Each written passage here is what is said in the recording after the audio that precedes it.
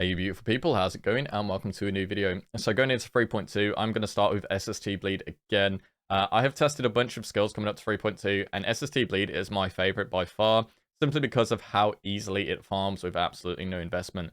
So this will be my league start for 3.2. I will be transitioning this to either Shield Crush, Cyclone, or Flicker Strike going into about day 5 to 7 probably, depending on, how much I actually play the game. Now, there aren't any real changes to SST Bleed, aside from, the blanket curse buff for pinnacle bosses, meaning it will be slightly better at single target once you have vulnerability online, but even then, it's not going to be, an insane bosser or anything like that, so I don't really want to consider it a huge buff.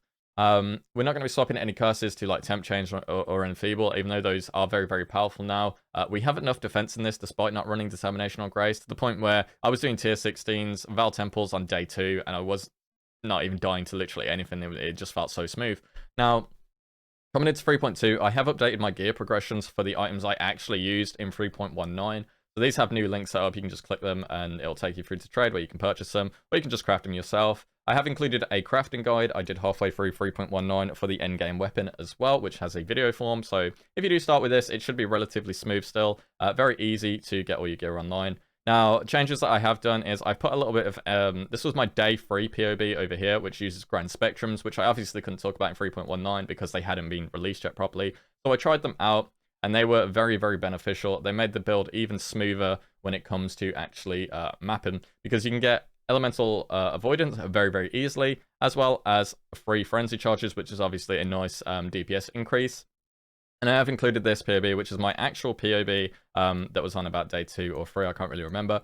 But yeah, this is what we had. So, once you have the Grand Spectrums in that give you +3 frenzy charges, and you have the other 2, you will always have 3, so you will always be on your maximum, which means if you take Outmatch and Outlast, you will always have 10% more physical damage while at maximum frenzy charges. Now, as well as that, we obviously have the 25% chance to gain endurance charges when we kill with offense. It's running using a shield. We also have Aggressive Bastion, which gives us a 10% chance. So we have a 35% chance to generate endurance charges as well.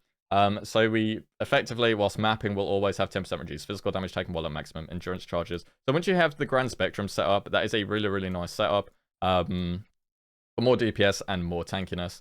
Now, aside from that, no real changes. We don't use any of the jewels that have, been removed. We don't use any of the jewels that you can only get from corruption. So this is still a very, very SSF-friendly build. Very easy to get online. I have updated as well optimal farming methods to what I use, which was Val Temple farming to generate over 100 divines by the end of like day 4, because it was absolutely correct. Again, I will update these once I have access to the new passive tree. But yeah, that's about it, guys. I don't want to drag this out because there aren't too many changes. I just want to let you know that the new spreadsheet link is in the description, and I've published it like this, so it'll be a lot easier.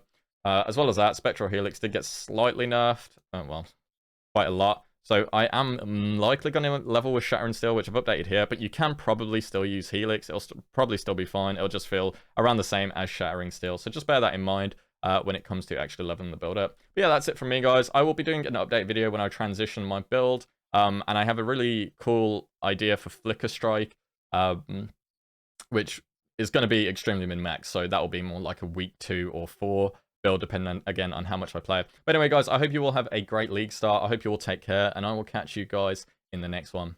Good luck.